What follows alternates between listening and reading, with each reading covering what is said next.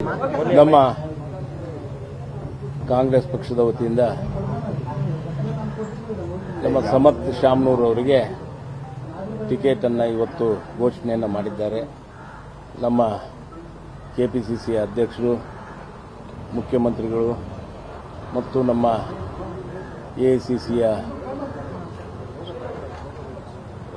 ರಂಜಿತ್ ಸುರ್ಜೇವಾಲಾ ಅವರವರು ಮತ್ತು ಎಲ್ಲ ನಮ್ಮ ಮುಸಲ್ಮಾನ್ ನಾಯಕರುಗಳು ಮತ್ತು ನಮ್ಮ ಕಾಂಗ್ರೆಸ್ ಪಕ್ಷದ ಹಿರಿಯ ನಾಯಕರುಗಳು ಎಲ್ಲರೂ ಸೇರಿ ಒಗ್ಗಟ್ಟಿನಿಂದ ಕೆಲಸವನ್ನು ಮಾಡಿ ನಮ್ಮ ಕಾಂಗ್ರೆಸ್ ಅಭ್ಯರ್ಥಿ ಬಾಗಲಕೋಟೆ ಮತ್ತು ದಾವಣಗೆರೆಯಲ್ಲಿ ಗೆಲ್ಲಿಸಬೇಕು ಅಂತ ದೃಷ್ಟಿಕೋನದಲ್ಲಿ ಮೊನ್ನೆ 2 ದಿವಸ ಮೀಟಿಂಗನ್ನು ಮಾಡಿ ಎಲ್ಲರ ಮನಸ್ಸು ಗೆದ್ದು ಎಲ್ಲರೂ ಒಗ್ಗಟ್ಟಿನಿಂದ ಈ ಒಂದು ಚುನಾವಣೆಯನ್ನು ಎದುರಿಸಬೇಕು ಅಂತ ನಿಟ್ಟಿನಲ್ಲಿ ಇವತ್ತು ನಮಗೆ ಸಮರ್ಥ್ ಅವರಿಗೆ ಬಿ ಫಾರಂ ಅನ್ನು ಘೋಷಣೆ ಮಾಡಿ ಇವತ್ತು ಕೊಟ್ಟಿದ್ದಾರೆ.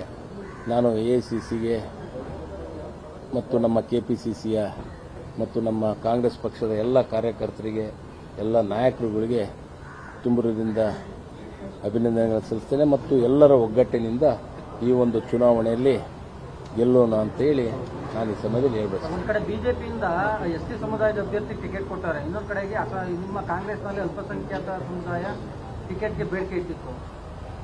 ಇದನ್ನ ಯಾವ ರೀತಿಯಾಗಿ ಬ್ಯಾಲೆನ್ಸ್ ಮಾಡ್ಕೊಂಡು ಈಗ ನಿನ್ನೆ ದಿವಸ ಕುಂತಾಗ ಎಲ್ಲರೂ ಸೇರಿ ರಾಜಿ ಸಂಧಾನನೇ ಮಾಡಿದರು. ರಾಜಿ ಸಂಧಾನ ಮೀನ್ಸ್ ಎಲ್ಲರೂ ಸೇರಿ ಒಗ್ಗಟ್ಟಿನಿಂದ ಹೈಕಮಾಂಡ್ಗೆ ಬಿಟ್ಟು ಹೈಕಮಾಂಡ್ ಏನು ಪ್ರಾಪರ್ ಡಿಸಿಷನ್ ಅಂತ will obey by the high command ಅಂತೇಳ್ಬಿಟ್ಟೆ ಹೈಕಮಾಂಡ್ನವರು ಬಿಟ್ಟ ಮೇಲೆ ಹೈಕಮಾಂಡ್ನವರು ಇವತ್ತು ನಿರ್ಧಾರವನ್ನು ತೆಗೆದುಕೊಂಡಿದ್ದಾರೆ. ಸರ್, ಈಗ ಪ್ರಚಾರಕ್ಕಾಗಲಿ ಅದಕ್ಕಾಗಲಿ ಜಾಸ್ತಿ ಸಮಯ ಇಲ್ಲ. ಇದರ ನಡುವೆ ಸ್ಥಳೀಯವಾಗಿ ಸೃಷ್ಟಿಯಾಗಿರುವಂತಹ ಗೊಂದಲಗಳನ್ನು ಸರಿಪಡಿಸಿಕೊಂಡು ಯಾವ ರೀತಿ ಕೆಲಸ ಕಾರ್ಯಗಳಿರ್ಬೋದು ಇನ್ಮೇಲೆ ಸ್ಟಾರ್ಟ್ ಆಗುತ್ತೆ. ಯಾವುದು ಗೊಂದಲಗಳು ಏನಿಲ್ಲ. ನಮ್ಮಲ್ಲಿ ಎಲ್ಲ ಸಮಾಜದವರು ಎಲ್ಲರೂ ಅಣ್ಣ ತಮ್ಮಂದ್ರಂತೆ ಇದ್ದೀವಿ. ಯಾರ ಒಂದು ಮನಸ್ತಾಪನೂ ಇಲ್ಲ. ಏನು ಚುನಾವಣೆ ಅಂದಾಗ ಮತ್ತೆ ನಾನು ನಿಲ್ತೀನಿ ಅಂತ ಎಲ್ಲರೂ ಕೇಳ್ತಾರೆ. ಕೇಳೋದ್ರಲ್ಲೇನು ಯಾರಿಗೂ ಏನೋ ಇದಿಲ್ಲ, ಎಲ್ಲರೂ ಕೇಳ್ಬೋದು.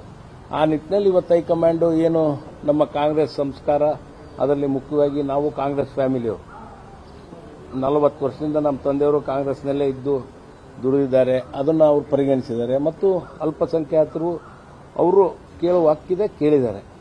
ಆ ನಿಟ್ಟಿನಲ್ಲಿ ಯಾರ್ದು ಏನು ತಪ್ಪಿಲ್ಲ ಮತ್ತು ಎಲ್ಲರೂ ಇವತ್ತು ಒಮ್ಮತದಿಂದ ಸಮರ್ಥ್ ಅವ್ರಿಗೆ ಕೊಡ್ರಿ ಅಂತ ಹೇಳಿ ಮೇಲೆ ಹೈಕಮಾಂಡ್ ಹೋಗ್ತೀವಿ.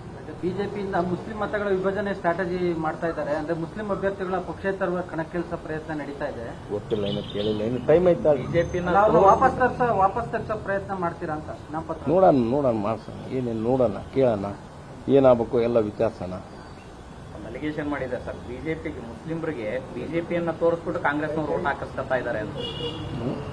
ಬಿಜೆಪಿಯನ್ನ ತೋರಿಸ್ಬಿಟ್ಟು ಮುಸ್ಲಿಮರ ಓಟು ಕಾಂಗ್ರೆಸ್ ಹಾಕಿಸ್ಕೊಳ್ತಾ ಇದೆ, ಬಳಸ್ಕೊಳ್ತಾ ಇದೆ ಮುಸ್ಲಿಮರನ್ನ ಅನ್ನೋಂಥದ್ದು ಊಟ ಆಯ್ತು, ಹಂಗೇನಿಲ್ಲ. Thank you.